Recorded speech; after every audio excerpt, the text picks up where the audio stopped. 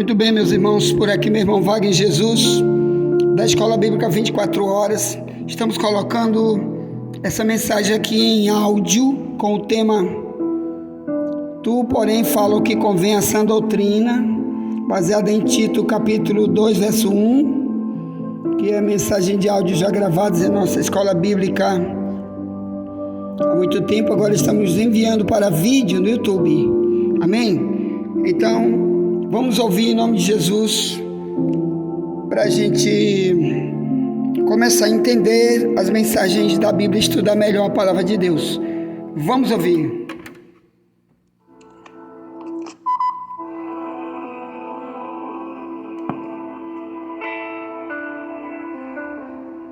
Glória a Deus, querido. Vamos pegar a tua Bíblia aí. Carta que Paulo escreve a Tito, capítulo 2. Tito, capítulo 2, verso 1 em diante, se lê assim: Tu, porém, fala o que convém à sã doutrina. Os velhos que sejam sóbrios, graves, prudentes, sãos na fé, na caridade, na paciência. As mulheres idosas, semelhantemente, que sejam sérias no seu viver, como convém às santas, não caluniadoras, não dadas a muito vinho, mestras no bem, para que ensinem as mulheres novas a serem prudentes, amar a seus maridos, amar a seus filhos, a serem moderadas, castas, boas donas de casa, sujeitas a seu marido, a fim de que a palavra de Deus não seja blasfemada. Exorta semelhantemente os jovens a que sejam moderados. Em tudo te dá, por exemplo, de boas obras.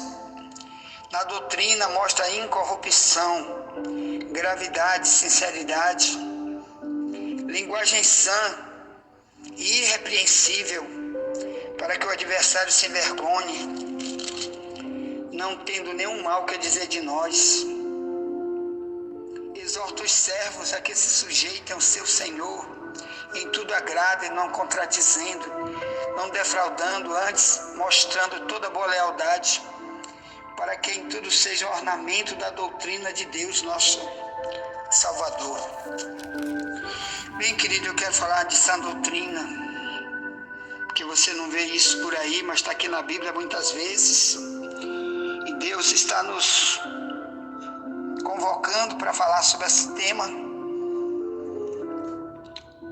Então, primeira coisa, o que leva Paulo a avisar para aquele homem através dessa carta? Tito era um dos pastores que dirigia, ou melhor, primeiro ele andou com Paulo. Ele era um dos missionários que andou com Paulo em vários países pregando. E Paulo passa numa ilha chamada Creta, na Grécia, onde eles evangelizaram também.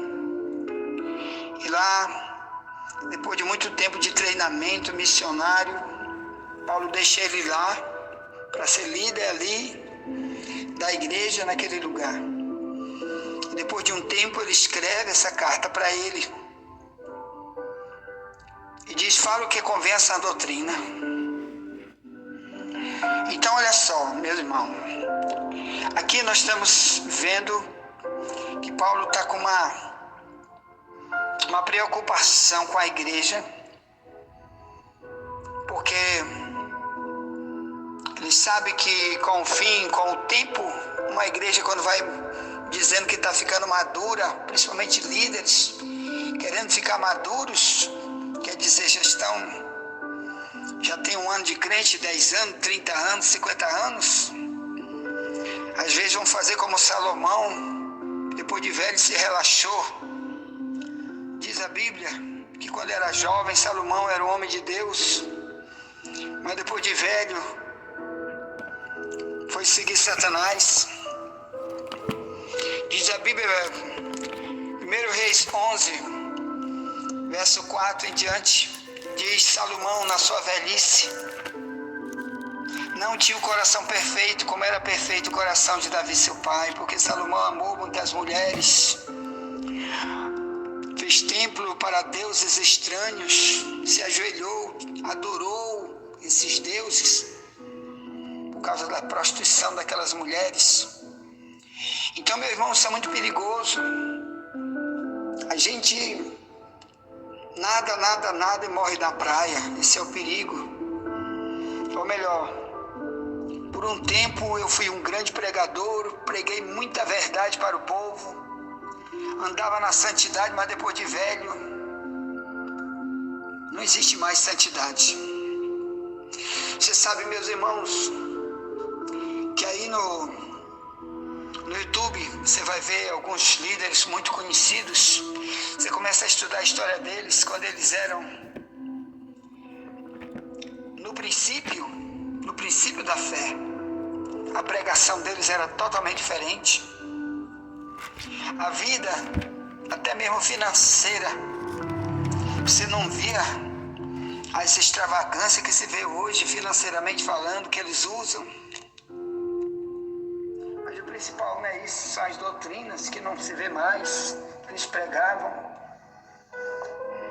Muitos acham que isso ficou retrógrado e inventaram suas próprias doutrinas. Então Paulo fala de doutrina, sã doutrina, meu irmão, porque o diabo também tem doutrina. Ele também usa líderes para doutrinar na igreja. 1 Timóteo 4, 1 e 2, ele também fala, ele também ensina, ele também levanta pessoas para quê? Para colocar o joio no meio do trigo. Mas um dia Deus vai separar o joio do trigo e lançar o joio no fogo, diz a Bíblia. Então, meus irmãos, olha só. Você tenha muito cuidado, você está dizendo que está crescendo. Ah, já cresci. Já estou maduro. Então, cuidado, se você é maduro, preste atenção na sã doutrina. Porque a igreja pode crescer, pode passar a verdade, deixar de ser pregada a verdade. Mas para Deus a verdade vai ser sempre a mesma, não vai mudar nunca. Para a salvação, meus irmãos, tem que ser a mesma palavra, a mesma fé, a mesma fidelidade, a mesma doutrina que Paulo pregou, o mesmo comportamento cristão que se viu na igreja primitiva. Isso chama-se sã doutrina. Porque quando você... doutrina quer dizer ensino bíblico, só isso. A instrução que Deus deu, que vem do Deus Santo. E ela é chamada de sã doutrina também porque ela não traz enfermidade para ninguém. Ela faz é curar. Enquanto muita gente, depois de velho, fica cego espiritual. Então tem doença, meu irmão, que ataca muitos que dizem que já são maduros na fé. Isso é perigoso, cuidado com isso. Muitos pegam a doença chamada surdez espiritual depois de velho, como Salomão, não enxergava mais a verdade. Então eu quero te dizer sobre sã doutrina. Depois eu volto para cá. Essa expressão é muito usada aqui na Bíblia, meu irmão. Por exemplo, aqui na carta de Paulo para Tito, capítulo 1, ele usa de novo essa expressão aqui, mas agora para repreender os líderes que já diz que são maduros na fé, mas estão pregando coisas abomináveis contra o cristianismo. Por exemplo, vamos lá, Tito capítulo 1, verso 5 em diante diz: por esta causa te deixei em Creta, para que pusesses em boa ordem as coisas que ainda restam, e de cidade em cidade estabelecessem presbíteros, como já te mandei. Aquele que foi irrepreensível, marido de uma mulher, que tenha filhos fiéis, que não possam ser acusados de dissolução, nem são desobedientes. Porque convém que o bispo seja irrepreensível, como dispenseiro da casa de Deus, não soberbo, nem iracundo, nem dado ao vinho, nem espancador, nem cobiçoso de torpe ganância, mas dado à hospitalidade, amigo do bem, moderado, justo, santo, temperante.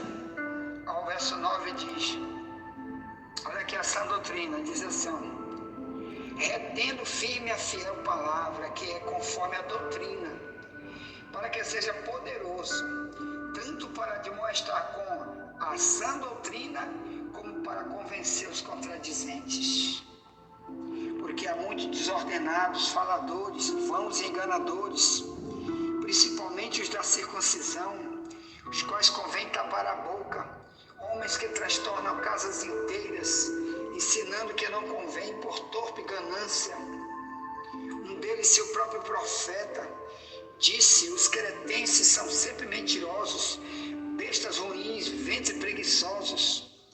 Este testemunho é verdadeiro, portanto, repreende-o severamente, para que sejam sãos na fé, não dando ouvidos às fábulas judaicas, nem de mandamento de homens que se desviam da verdade.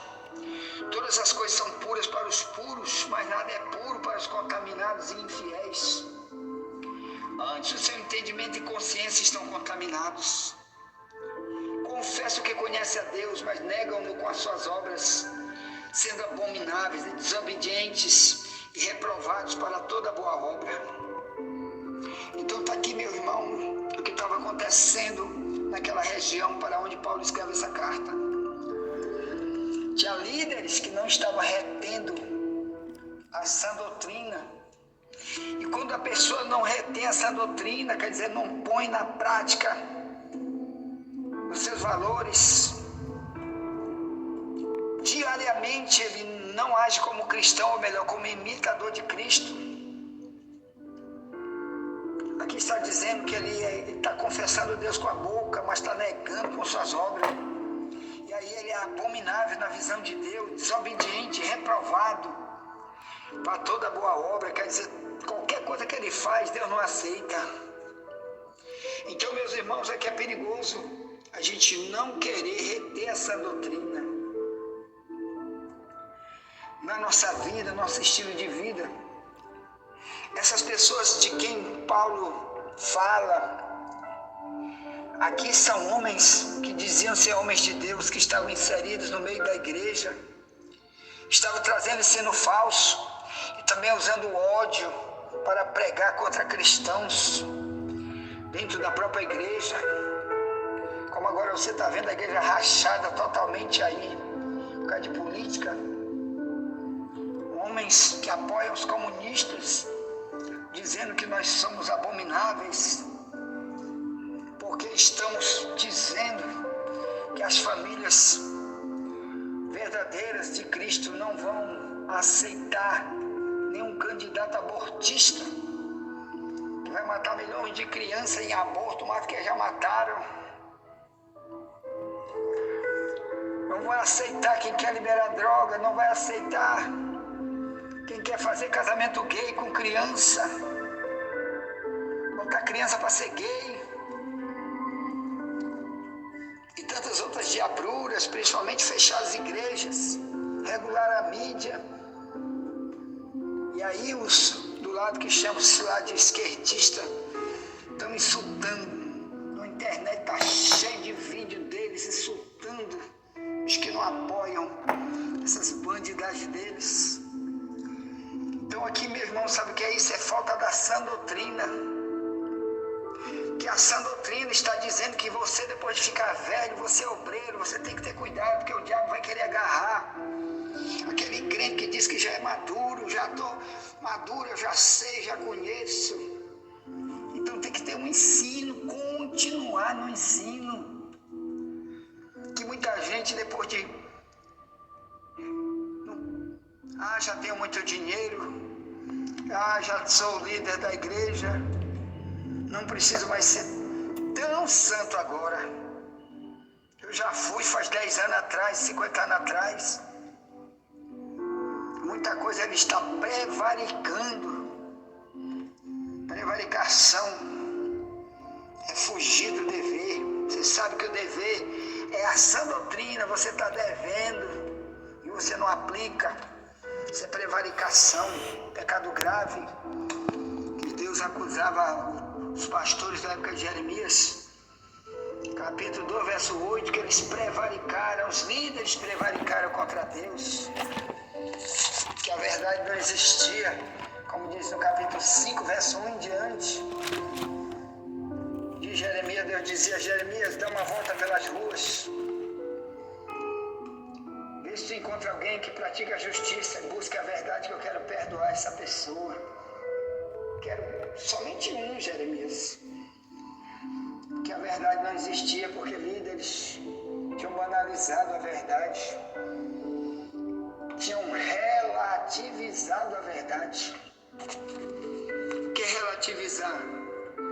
Não, isso não tem nada a ver. Não tem nada a ver, não. Já estou salvo, já tenho Deus. Então aqui, vou voltar para isso aqui. Aqui Paulo está falando, meus irmãos, que é preciso ter líderes que não sejam cristãos apenas há 10 anos atrás, há 20 anos atrás, mas que eles continuem na mesma fé, na mesma convicção. Então, ele diz assim, Tito 2:1 em diante, fala o que convém a essa doutrina, os velhos sejam sóbrios. O que é um sóbrio, irmão? Sóbrio tem duas expressões para o termo sóbrio, ou porque não está bêbado, não está sob o efeito do álcool, ou porque ele está vigilante, ele está em vigilância. Então, depois de velho, irmão, nós também precisamos ficar em vigilância. Por exemplo, eu tenho cerca de 25 anos de cristão, que eu me decidi faz cerca de 25 anos. Mas eu conheci muitos que foram na minha caminhada comigo, começaram. E hoje eles não são coisa nenhuma, a não ser uma folha seca caída no chão, muito desviado. Conheci até pregadores que já pregaram aqui no púlpito dessa nossa igreja. Hoje são pastores drogados. Certa vez, meu irmão, que pregou aqui, fez gente até chorar nas suas pregações, contando um testemunho lindo, cheio do poder de Deus. Aí passou o tempo, nós estávamos com centro de recuperação para drogados em Alcântara. Deus nos levantou para trabalhar ali com isto. Estou em São Luís hoje, mas amanhã temos que voltar para lá, para Alcântara. De lá é que vamos trazer a mensagem quando estivermos lá. Então nós estávamos com esse trabalho lá, e eu soube que esse pastor tinha sido traficante, drogado, e depois de muito tempo como pastor voltou para as drogas. E eu peguei o único número de telefone que eu tinha dele. Quando eu soube, liguei, não atendia. Depois procurei uma pessoa que conhecia ele. Disse, meu irmão, faz o seguinte, um homem desse, com certeza a polícia está atrás dele, porque eu também fui policial civil. Eu fui chefe do setor de entorpecente, homem drogado, homem traficante. Eu pegava ele, eu ia do mato agarrar ele, dormia de madrugada atrás dele, andando por lá, na mata, atrás de traficante para prender, para dar tiro, que eles estão prejudicando crianças, dando droga para criança. E eu odiava isso, sempre odiei. Aí, meus irmãos, eu disse para ele, olha, tu encontrar ele para ele fugir, porque a polícia vai pegar ele, vai pegar uma cadeia doida. Diz que ele é um obreiro, rapaz, para ele se lembrar que ele é um obreiro. Depois de ver, ele ficou igual Salomão, se relaxou, e o diabo foi entrando nele, e o diabo começou a morar dentro dele de novo, passou a ser uma sinagoga de Satanás, do Apocalipse 2, verso 9. Então, meus irmãos, eu disse para ele largar tudo e ir para lá, que eu estou esperando ele lá em Alcântara. E aí, se tu foste, ele foi. Nunca mais ouvi falar sobre ele. Nunca foi. Ou porque o irmão, não, mas a pessoa me disse, eu dei o recado. Então, meus irmãos, tem muita gente que você vai dar recado, e eles, depois que estão no erro, eles vão estar cegos, sem saber que estão no erro, depois de já ter nadou tanto no meio do oceano, meu irmão, para escapar do tubarão. Aí morre na beira da praia. Tem um tubarão que é até uma baleia assassina chamada orca. A orca vem na beirada, meu irmão, para comer carne de gente. Multidões estão sendo devoradas por esse demônio, meu irmão, na beira da praia. Porque depois de velho, volta às suas corrupções, porque começa a dizer: isso não faz mal, já estou salvo, vou para o céu. Então Paulo tinha essa preocupação de dizer: olha, a sã doutrina não era ontem, ela continua hoje sempre. Os velhos sejam sóbrios, porque tem velho que depois de crente velho, agora beber cachaça não tem mais problema, um pouco de vinho. E tem deles que eu conheço que tomam litrão de vinho e dorme bêbado. Tem pastor aí, meu irmão, que eles vão para certas festas, sai de lá, eles têm que alugar táxi ou Uber para dirigir carro, que não aguentam, porque estão bêbados. Eu conheci, meu irmão, um pastor que eu conheci, já até pregou aqui nesse púlpito, que uma irmã me disse que trabalhou como empregada na casa dele, que às vezes de madrugada ele chegava com os colegas, todo crente, na casa dele tinha uma piscina, e lá para 10 da noite, ele já vinha com aqueles litrão de vinho, sangue de boi. O sangue de boi, você sabe, é aquele vinho que tem uma parte mais alta de álcool do que os outros vinhos. E aqueles garrafãozão de 5 litros. Ele, mas outros colegas, todo crente, às vezes até pastor, banhando na piscina, empurrando o vinho, já saía dali bebinho lá para as horas da noite.